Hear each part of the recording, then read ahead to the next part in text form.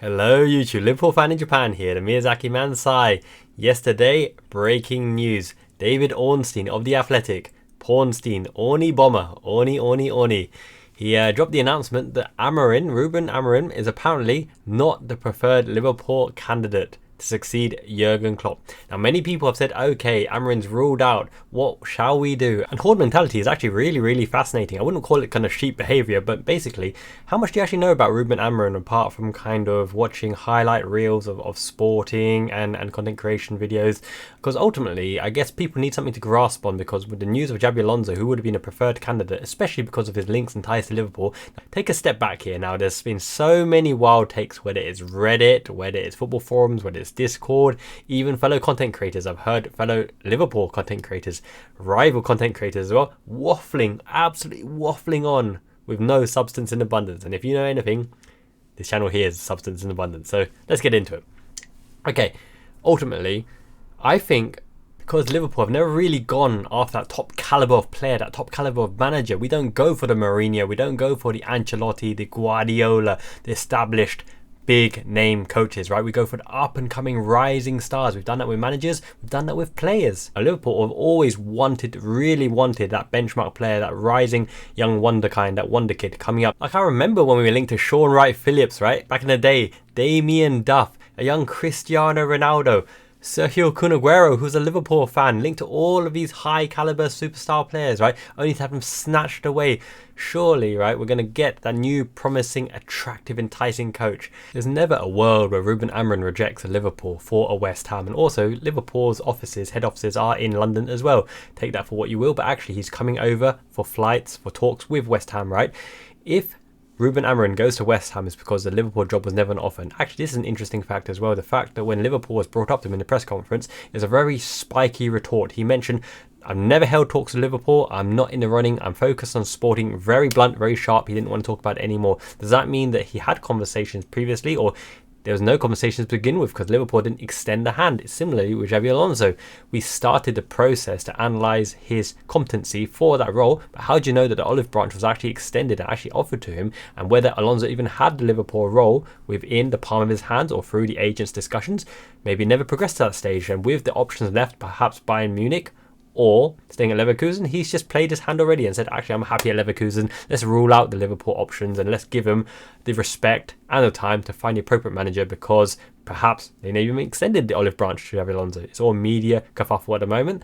So sit back, sit tight. Because let me put it to you this way, right? If you think about managers of all time, the greatest names, right? Straight away, the attractive ones, you're talking about Bill Shankly, Alex Ferguson, Jurgen Klopp, Jose Mourinho, Pep Guardiola, right? The big names. But what about Valery Lobanovsky or Helinho Herrera, right? Or Ernst Happel or Arrigo Sacchi or even Miguel Munoz, who's actually Real Madrid's all-time most successful manager. He even told the great Alfredo Di Stefano to F off.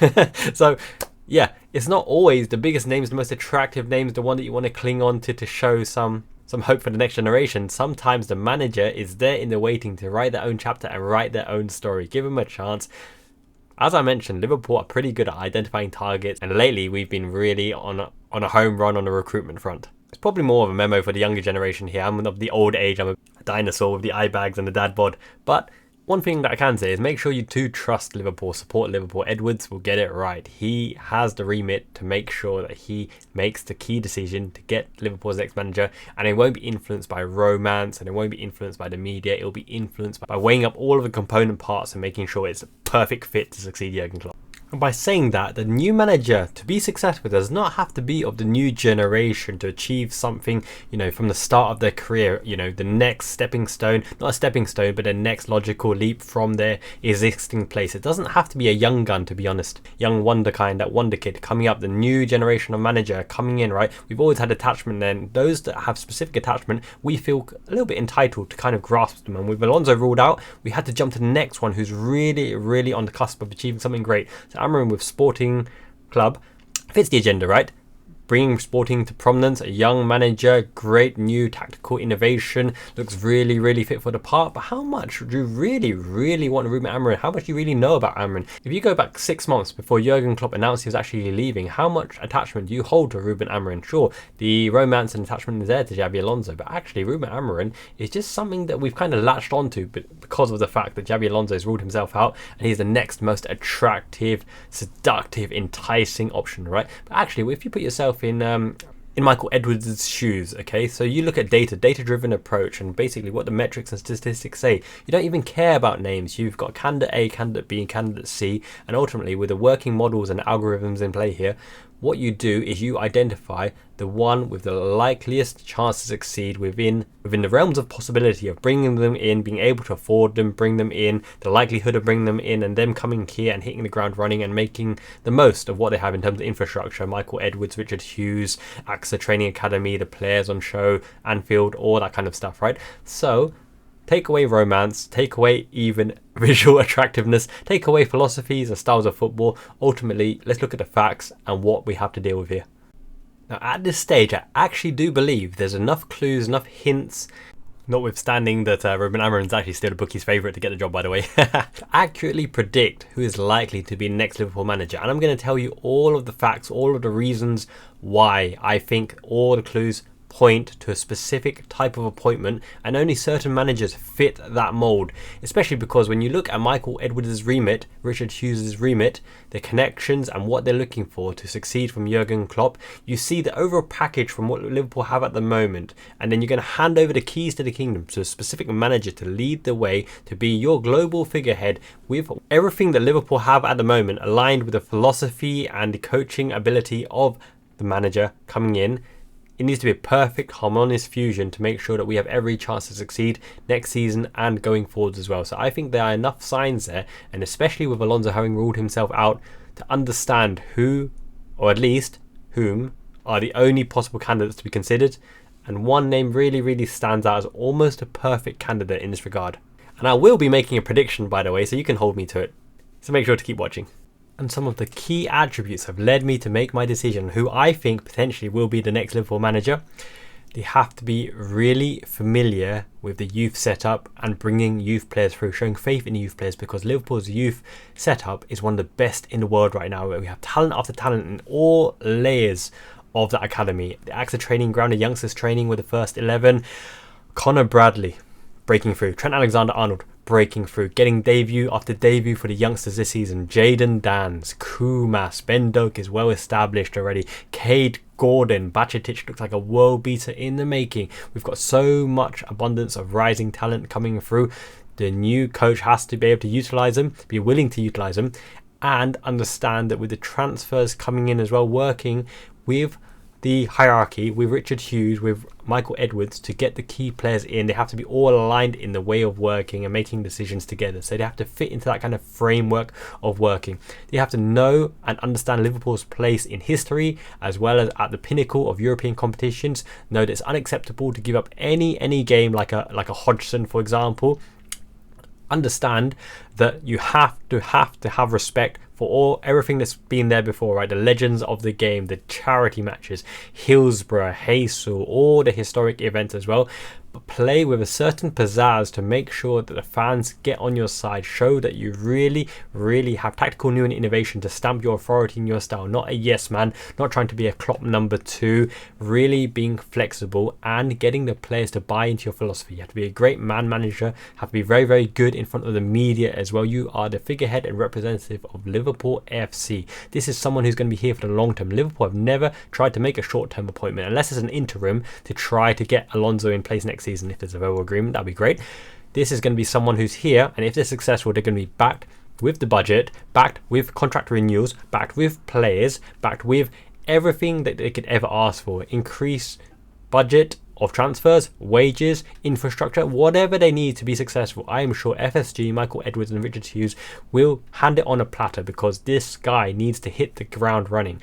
I really, really believe now that with the players that we've built over the last few years for Klopp's 2.0, All the pieces are in place for a really successful implementation of Liverpool 2.0, 3.0, 4.0, as long as the right man comes in and has the ability and the freedom to implement his style with the squad in place. He can't overhaul everything that's there already because there's been so much investment in the playing squad already. But as long as this guy's philosophy, management skills, personality, ethics and ethos scream Liverpool manager, doesn't matter whether it's young or old, all we demand as fans is they give it their all to fight for Liverpool with everything they've got, like Klopp did, and represent us well and give it the absolute all to help us reach the pinnacle again and win things next season. With that in mind, I think formation of the players we've currently got in place, youth, philosophy, tactical ability and flexibility, ability to work with the type of players we have in the squad, get the best out of serious investments like Darwin Núñez, like Cody Gakpo, manage the transition of the older players like Matip and Thiago Alcantara, bring through the youth prospects to really help them reach that next level and establish themselves as the next batch of stars in the first 11, right? Harvey Elliott, Bajcetic, for example. All the kind of signs are there, and the roadmap for what they need to do is pretty clear. And then you match it up against the managers themselves, and you come to your thoughts in the comments below who you think fits this criteria and who you'd like to see in the manager hot seat next season. And I've already made a video on what Liverpool would look like under Roberto De Zerbi, under Ruben Amorim, but there's three more coaches I think are in that bucket of 5 that I mentioned previously, and I will make them, and you'll know the names in this video coming up in a bit. Ultimately, it's Michael Edwards' process in regards to who he identifies as the top candidate to succeed from Jurgen Klopp, because his reflected glory will be shown if the next manager succeeds, which will also prove that he played a huge part in Jurgen Klopp's success on the pitch as well, giving him the tools for Jurgen Klopp to do his job to absolutely excel. Because my goodness, Jurgen Klopp absolutely put us back on that perch, an absolute legendary genius level manager that Liverpool needed at the right time, the hero we needed, the hero we deserved, and we can still win the Premier League this season. So full support for the Liverpool FC team. So without further ado, I digress a little bit, let's get back into the manager discussion. First and foremost, one highly regarded Liverpool candidate for the role is Arne Slot. Okay, now he's actually been mentioned in the comment section on some videos previously, and I hesitated to answer because I was actually really excited by this link. And the reason why is because we have an agent of chaos and Darwin Núñez is so memey, and look, Arne Slot looks like Horace Lupercal. He'll bring the Horus Heresy, the leader of chaos, into the Imperium. Complete digression, a world away from football. This is Warhammer 40k, those little plastic miniatures, way overpriced. But what I mean by that is literally, we've tried to fight fire with fire. We've brought in our own Pep. We brought Pep back to fight against Pep. But this Pep, we couldn't overcome the original Pep with our version of Pep. So what do? Look at the statistics, but actually, we overrate Michael Edwards because all he knows from Pep Guardiola is that he's bold. So how do you fight bold? With bold, a bigger bold. We've got the best bold around, Arne Slot. Arne Slot's Horus Heresy beginning next video. No, really. I will do a video on Arne Slot. And really, I don't want to spoil too much of the details around the Arne Slot video because he's one of the 3 candidates I think will be in with a shot of becoming Liverpool manager. But look at what Liverpool have, right? We have youth, we have Jarrell Quansah, we have Trent Alexander-Arnold, we have Ryan Gravenberch, we have Jayden Danns, we have Harvey Elliott, we have Bobby Clark, we have Kumas, we have players like Bajcetic. We have so many young guns, and Arne Slot is fantastic at involving the youth and progressing the youth and really making them make an impact, making them make a name for themselves. But alongside that, right, he is also Dutch. And talking about Dutch, Ryan Gravenberch, Virgil van Dijk, Cody Gakpo. Pep Lijnders also had a Dutch influence, obviously. Pep Lijnders is out, he's going, right? The Pep didn't win against a bold Pep, but we got a bigger bold, Arne Slot. Okay, then you have your flying fullbacks, Robertson and Trent, as we mentioned, bombing forward. The best pairing in Premier League history. Jurgen Klopp's defining style of play. Bombing fullbacks who get assists, who really are involved in the play make, and always involved in getting the ball to the fullbacks, keeping the width but also inverting and giving options as well. Arne Slot is very tactically flexible as well, but he plays a similar system to Jurgen Klopp, and the style of play is fairly similar, and he loves game pressing, he loves pressuring from the front, and he loves winning the ball back as soon as you lose that. Does that sound familiar? It's Jurgen Klopp all over again, except he's younger and he's bold. We need the bold to fight against the bold. I say over and over again, but it's not just a bold in terms of hair, the bold of the heart. Bold in the heart as well. Someone on Reddit actually said that I need to be more bold, as in losing the hair. Thank you.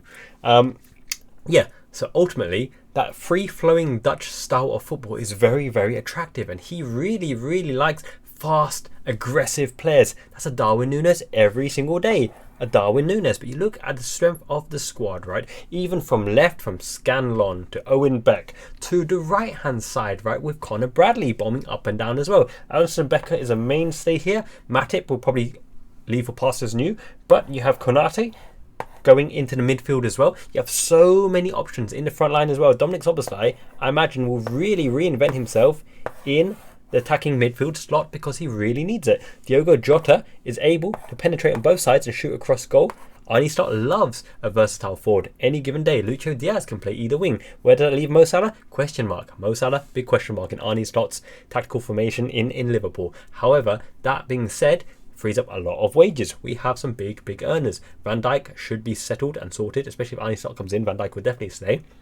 Trent Alexander-Arnold will definitely stay as well. Thiago Alcantara, freeing up his wages from the budget as well. Arne Slot just fits so much of the philosophy that Liverpool currently have in place, and we've been building up to Jurgen Klopp's 2.0 since before last season, because having to reinvigorate that midfield, refresh the midfield, Endo, McAllister and Szoboszlai. What a base to start with. Very, very impressive base. Curtis Jones, youngster. How can you forget him as well? Wataru Endo, holding the line, defensive midfield. McAllister being in either sided 8. We need him in that slot as well. McAllister and Szoboszlai can be that fulcrum to really relieve the offensive duties because they have offensive capabilities to get the assists and the goals as well. Arne Slot is a very, very interesting option for me. Video coming soon. Is he the one I'm banking my money on? Keep watching. If you've been watching this channel for a while, you'll know that I don't like fish. I don't like fish at all. Actually, I eat some fish and chips every now and again, but you know, that's a really British thing, isn't it? Cod.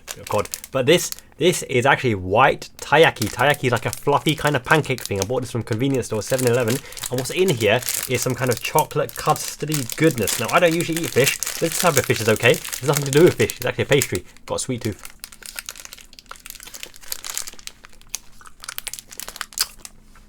Savoury, sweet chocolate pancake.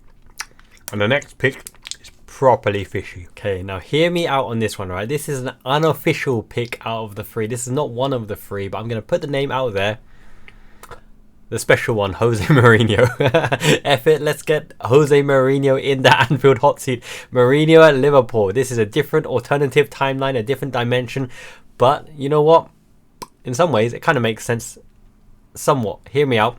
Straight away, some people attach the name Mourinho with the great enemy, absolute meme troll, right? Very self-indulged, very self-centered, but he's always had a soft spot for Liverpool. He loves Liverpool. I love that clip with him and Arsene Wenger. I think it's for a Champions League final or something. He talked about the magic of Anfield. I think he wanted a job in 2005 before Rafa Benitez got it. Ultimately, he chose Benitez. He went to Chelsea. The rest is history. We knocked him out of the Champions League. Ghost goal, Garcia, etc. But he's always loved Liverpool. He has a soft spot for Liverpool. He understands the Premier League. He understands Anfield and the magic of Anfield already. He has a slightly tarnished reputation now in England because of his tenure at Man United when he wasn't backed, but he was completely true. That second place finish wasn't a miracle considering the squad he had, right?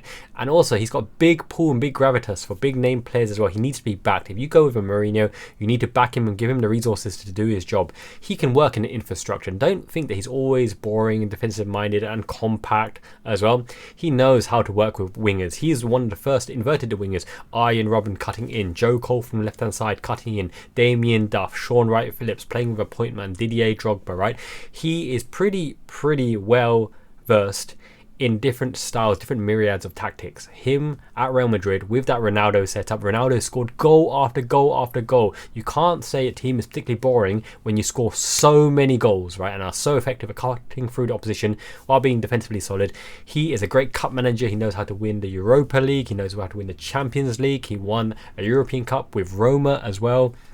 He really knows how to win. He's also got a slight on his back that he'll want to recuperate his energy in a seat where he really feels he belongs, at the top tier, top echelons of football. He is so experienced and well versed in football that if he wanted to play offensive football, he could play it. He could play any type of football, to be honest. And really, with that Liverpool squad, he can do a lot of damage to a lot of oppositions. The only style of play he can't play is a Pep Guardiola style, because no one can play that unless you have the players that Man City do, because you need players who are all comfortable on the ball and know the patterns of play intrinsically off the cuff training every single day that you lay off either side, like Rodrigo in centre midfield. You need those tiki-taki footballers who really, really have it in a DNA to play that particular style of play and to be coached by Guardiola after a while. Like, for example, Calvin Phillips never really had a chance, poor sod. Saying that though, it'll be interim. You'd only have Mourinho in the hot seat if our preferred candidate, i.e. Xabi Alonso, who wants an idea at Leverkusen, wants to build on his success and see if he can maintain that success and maintain that superiority over Bayern Munich. You'd only have Jose Mourinho, give him a shot to win something and prove his credentials one season. If he wins the Premier League, if he wins the Champions League, if he wins a double or a treble, whatever, sure, maintain him. He's proved his worth. However, he's a divisive figure, he's controversial, he knows how to play the media, he knows how to make a men against the world mentality, us against the world, right? Sometimes he needs the big, high caliber players to get their egos in check. He needs the rub of the green. He needs someone to stroke his ego as well, who plays to the media. He'll be the pantomime villain, but he's very, very good at diverting attention onto himself. And there's always a bit of intrigue there, right? Xabi Alonso played on him. Many, many great players played on him. Virgil van Dijk, Trent Alexander-Arnold, a lot of these players, no matter what you associate with Mourinho style football, there's an intrigue around playing under the great one, right? He would respect the Anfield hot seat. He would respect Hillsborough. He'd respect all of the culture and tradition that Liverpool brings, because obviously this would be his chance to fulfill probably a lifelong ambition similar to Sven-Göran Eriksson in the Anfield hot seat. Now here's the old enemy. Straight away people say Mourinho, the face, no. Mourinho, the name, no. Mourinho, the theatrics, the antics, no. Mourinho, the association with Chelsea, with Man United, no. But he's managed at the highest echelons of world football. His Inter Milan were amazing. Diego Milito, wow, played out of his skin, right? Ibrahimovic came to Man United only because Jose Mourinho. Jose Mourinho was the antithesis of Pep Guardiola and had some success at Real Madrid. The biggest El Clasicos were when Mourinho versus Pep Guardiola, because they were elite coaches. Now Mourinho is getting on in age, but Mourinho is not to be underestimated, because with the right tool set, with the right infrastructure, with the right support and getting off to a good start, he could be very successful. But it'd be really memey, there'd be a lot of one-liners, it'd be absolutely hilarious, it'd be banterific, it'd be banter FC, and really it'd just be so funny. Literally it'd be so funny and so entertaining. Every week you don't know what you're gonna get, right? And also he would absolutely go hell for leather if Liverpool got screwed on result or the referees or anything or controversy or PGMOL. Just for the entertainment value, maybe you sacrifice a season which might be successful anyway, because he is that upper tier of coach, upper echelon of coach. It was like back in the day, do you remember, right? We were linked to Alan Shearer before he renewed with Newcastle towards the end of his career. We were linked with Luis Figo, right, before he chose Inter Milan as well. We were linked to some of these senior, high caliber, elite, world-class talent. Jose Mourinho is in that category as well. Maybe we finally get one in whereby we say we have that elite manager. Sure, he's getting on in age as well, but do you remember Klopp said, right, all the dinosaurs are due to retire except maybe Mourinho. Mourinho will go on. And who's to say that Mourinho can't write a final glorious chapter as well? I don't know, it'd just be so funny. I'm not endorsing Mourinho there, but a lot of things could point to Mourinho being a good interim manager for Liverpool, because he is of that highest elite tier, no matter what he's done in recent seasons. As he said himself, you can't put unrealistic expectations on him at Tottenham, at him at Rome to achieve the impossible. But if you put him into a Manchester City, into a Liverpool, into an Arsenal, into a Real Madrid, into a Barcelona, even if culturally, historically, his defensive style of play and his ability to congest the play and nullify the opposition rather than going for the win, nullify the opposition and clawing out the win, right? I'd associate that play with Mourinho. He can win things. He very, very well could win things. And to be a big personality succeeding from Klopp, he would never drown in the shadow of anybody. He's his own man, and you expect that in the Liverpool hot seat. You need someone with enough about them, which is why Arne Slot was one of the picks, because Arne Slot, have you heard his press conferences? He does not give a shiz. He is so up himself in confidence, and he's hilarious. He's got a bit of banter around him, and he's cheerful, he's jolly, he's smiley, but with a bit of a mean streak, a hot streak around him. And actually Ruben Amorim has a bit of a hot streak as well, and Ruben Amorim is therefore one of the 3 picks. I don't care that Horny says that he's not one of the preferred candidates. If Liverpool made a play for him, similar to Lucho Diaz was almost in the Tottenham squad already when we made a play for Lucho Diaz, and we tempted him and got him over here, and Daniel Levy was like, "Rah!" and put in a complaint letter, "I'm so furious," to John W. Henry, and John W. Henry was like, "Oh, what's he smoking over there? Oh, Levy, Levy." Anyway, I digress again. I don't even know what the stroking was about. No, Arne Slot, Ruben Amorim, definitely two favoured candidates who really fit the Liverpool role, because even though he may not be the preferred candidate right now, and also there was a article ruling out De Zerbi earlier, might have been from Ornstein or might have been from someone else, but Ruben Amorim is still favourite for a reason, because he fits so much of the criteria and bringing through young players. You need to rewatch that video if you haven't already. Ruben Amorim is a great fit for Liverpool, but do they trust him at this stage to succeed Jurgen Klopp with enough personality, get the big names under his belt? He has no Premier League experience, no experience at this level of competition, trying to manage the expectations of going for the Premier League, going for the Champions League, and managing 4 competitions and having to try to win them all: FA Cup, Carabao, EFL Cup as well. Maybe it's a big task. Has he got enough about him? He seems to have the confidence. He does have his tactics that he's wedded to. Perhaps the reasoning is because the tactics don't quite fit the personnel on offer, which is why he might not be the preferred candidate at the moment, considering that we've built up to Jurgen Klopp's Liverpool 2.0 up to this stage, whereas Arne Slot's formation and philosophy probably fits more along the lines, even though he does like possession based. But once again, Arne Slot is pretty flexible, and I'll do it in the dedicated Arne Slot video. I'll go into why he could be a good Liverpool manager. So Arne Slot, Ruben Amorim, off the cuff Jose Mourinho, who's not really one of the 3, and the third choice right now, De Zerbi, I think is still worth a mention, right? His name has more been linked to Bayern Munich recently, but seems to blow hot and cold in these links to Barcelona, to Bayern Munich, to Liverpool, and no one's really jumping the gun to get him, and there are some question marks there. But I think the third one is Vlad Nosferatu Tuchel, because there's precedence there. And what I mean by that is he has followed Jurgen Klopp from Mainz to Dortmund and had success in Dortmund. His Dortmund had the most points tally after Jurgen Klopp's Dortmund.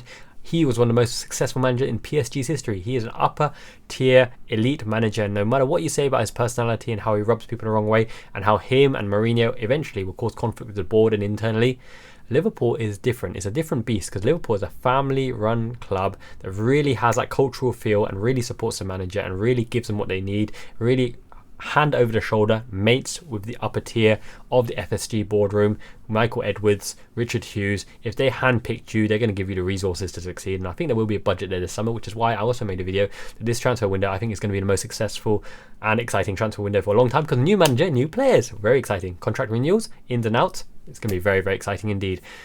Tomas Tuchel has caliber. He's won the Champions League. He's managed big clubs. He was very successful at PSG. He's very good at managing egos. And the thing with Mourinho and Tuchel, lesser known about Amorim, but Mourinho and Tuchel in particular, is the fact that they are not afraid to make the harmful, hurtful, spiteful decisions to try to win that match. It's not favouritism like a Jurgen Klopp, who will keep the favourites on, and his strategy and a bit of stubbornness, but obviously he deserves to have that stubbornness and the credit banked in because of his success.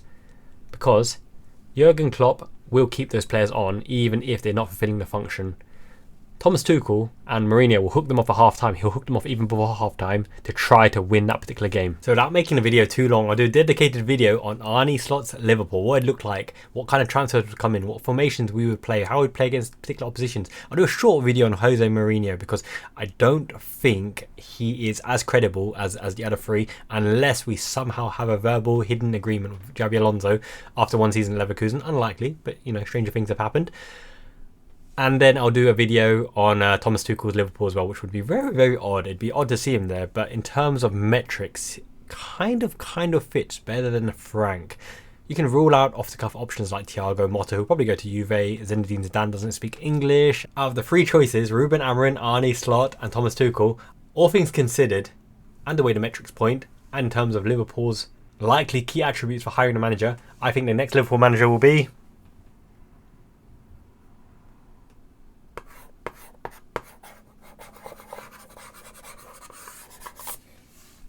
this guy.